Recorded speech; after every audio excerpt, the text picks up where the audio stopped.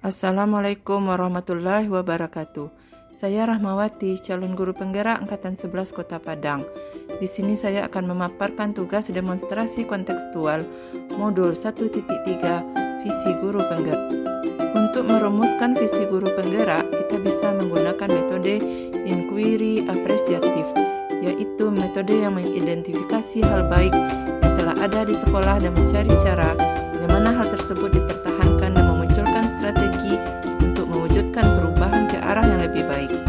Agar dapat menerapkan langkah inquiry apresiatif, maka langkah yang dapat dilakukan adalah dengan metode Bagja. Ada 5 langkah dalam Bagja yang terdiri dari B. Buat pertanyaan, A. Ambil pelajaran, B. Gali mimpi, J. Jabarkan rencana, A. Atur eksekusi. Uraian lebih lanjutnya adalah B. Buat pertanyaan utama. Membuat pertanyaan utama yang akan menjadi dasar untuk memulai perubahan. A. Ambil pelajaran. Kita dapat mengambil pelajaran dari apa yang telah kita lakukan. Kita dapat belajar dari pengalaman diri sendiri, pengalaman orang lain, atau literatur. G. Gali mimpi.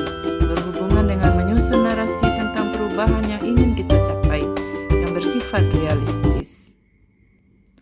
J adalah jabarkan rencana, mengidentifikasi tindakan konkret yang diperlukan untuk menjalankan langkah-langkah kecil sederhana yang segera dapat dilakukan. Langkah akhir dari Bagja adalah A. Atur eksekusi, yaitu apa strategi dan aksi untuk mewujudkan visi tersebut.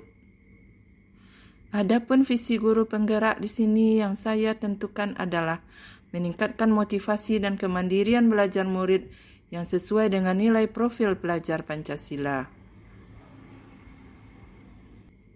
Untuk mencapai visi tersebut, maka saya membuat sebuah prakarsa perubahan, yaitu menjadi pemimpin pembelajaran untuk meningkatkan motivasi dan kemandirian siswa dalam belajar sesuai dengan nilai profil pelajar Pancasila. Langkah Bagja yang pertama adalah buat pertanyaan utama atau define. Pertanyaannya di sini adalah apa yang harus saya lakukan untuk menjadi seorang guru pemimpin pembelajaran. Daftar tindakan atau penyelidikan yang perlu dilakukan untuk menjawab pertanyaan. Yang pertama, visi yang jelas. Yang kedua, mampu menginspirasi, memotivasi murid untuk belajar dengan semangat. Yang ketiga, membangun budaya belajar positif. Yang keempat, mampu beradaptasi, yaitu menyesuaikan dengan gaya belajar murid. Yang kelima, peduli terhadap perkembangan murid, bukan hanya akademis, tapi juga sosial dan emosionalnya. Pada langkah yang kedua, ambil pelajaran atau discover.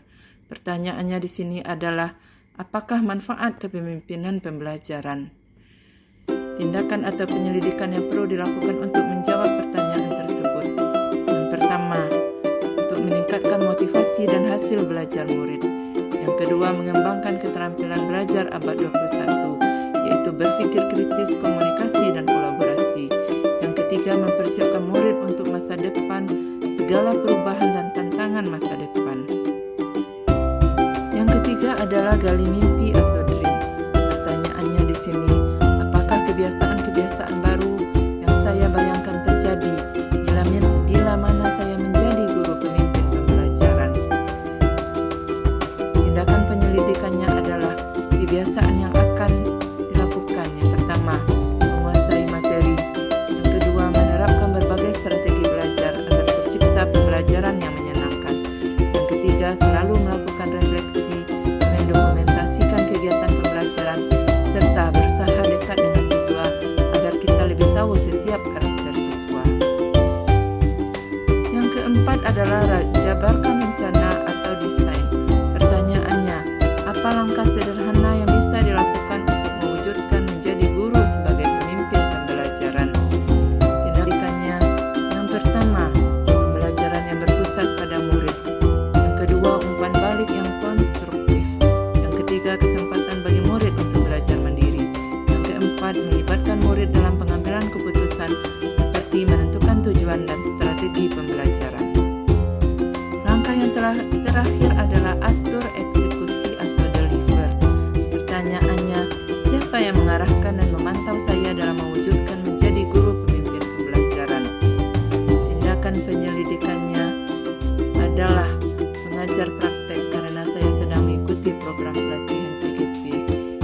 kedua, unsur pimpinan. Ketiga, mensupervisi saya mengajar di kelas. Yang ketiga, teman sejawat yang melakukan observasi kelas. Terima kasih atas perhatiannya, semoga memberikan manfaat bagi kita semua. Saya akhiri dengan wassalamualaikum warahmatullahi wabarakatuh.